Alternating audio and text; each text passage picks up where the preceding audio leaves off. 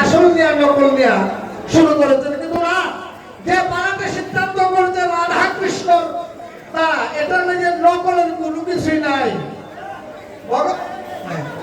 লাহাদিনী শক্তি শ্রীমতী রাধারানী, যার কাছে কর্ষণ যোগানকারী, তার কাছে নকলের কিছু নাই। ভগবান শ্রীকৃষ্ণ, ওনার কাছে নকলের কিছুই নাই। এইটা আপনার ভাবার কোনো কিছু নয়। তবে হ্যাঁ, বিষয়টা হলো আমরা তো দুইজনে গান করবো, একজন কৃষ্ণের ভূমিকায়, একজন রাধার ভূমিকায় পক্ষপাতিত্ব করবে। তখন এটা আপনারাই বলবেন।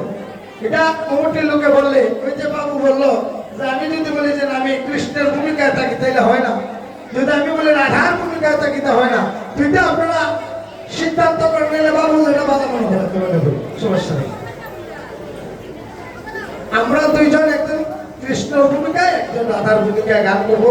যদি কমিটির পক্ষ থেকে বলে সমস্যা নেই, বলতে পারে কোন পক্ষে কে ধারণ করবে।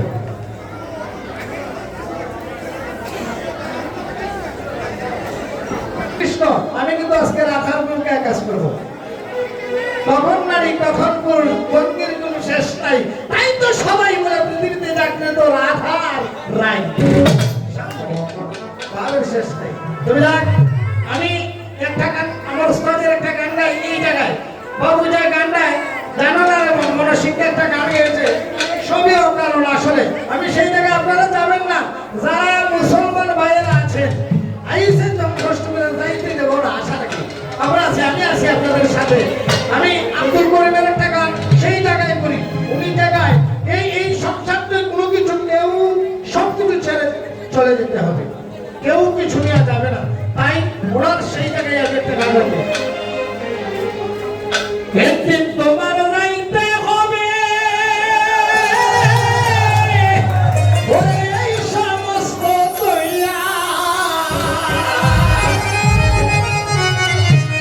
সবাই চলে যেতে হবে। এই গানটা শুনলে বোঝা যায় আমি কারো নয়, কাউ আমার নয়। একদিন তোমার রাইতে হবে এই সমস্ত তৈয়ারে পোহরার দইয়া। ওরে ভবসাগরের নারিয়া মিঠা গৌরব কররে পোড়ার দই লইয়া।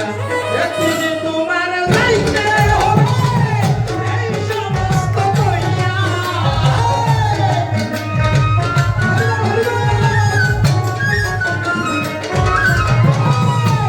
একদিন তোমার রাইতে হবে এই সমস্ত তৈয়া। ভবসাগরের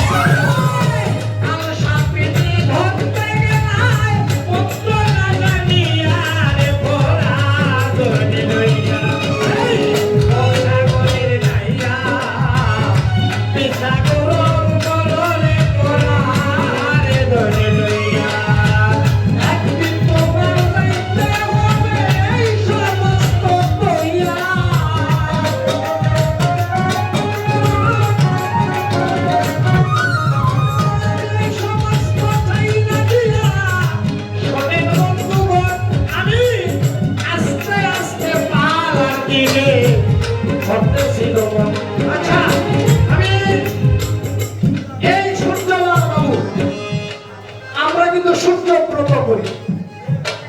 সূর্যব্রত কিন্তু কৃষ্ণের ব্রত। আমার মা বোনেরা যারা মাঘ মাসে করে ব্রতটা, সেটা কিন্তু বাল্য কৃষ্ণর ব্রত। নামে খাসে কিন্তু মিল আছে, যেমন নাম তেমন খান। আমি প্রথমেই যিনি কৃষ্ণ ভূমিকায় দিয়েছেন ওনাকে একটা কথাই জিজ্ঞাসা করবো, বেশি কিছু জিজ্ঞাসা করবো না। উনি জন্ম নিয়েছিলেন দৈবকীর গর্ভে, বাসুদেবের ঔরসে, কিন্তু কারাগারে জন্ম নিয়েছিলেন। ওনার জন্মটা কিন্তু কারাগারে হয়েছিল। আমি একটা কথা জানতে চাই, উনি জগতের হরি, যিনি নাম থেকে পাপড়ি পাপড়ি দ্বারা যে সব শব্দ ভাসি হয়ে যায়, কিন্তু ওনার জন্মটা কারাগারে কেন হলো? বুঝতে পারলাম যে ভগবান শ্রীকৃষ্ণ উনি তো ইচ্ছা করলে কারাগারে থাকতে হয় না, কিন্তু উনি ইচ্ছাকৃত ভাবে, ওনার ইচ্ছাকৃত ভাবে উনি জন্ম নিয়েছেন কারাগারে। তার কারণটা কি? আমি আর বেশি না, প্রথমে একটু আপনাকে এই এই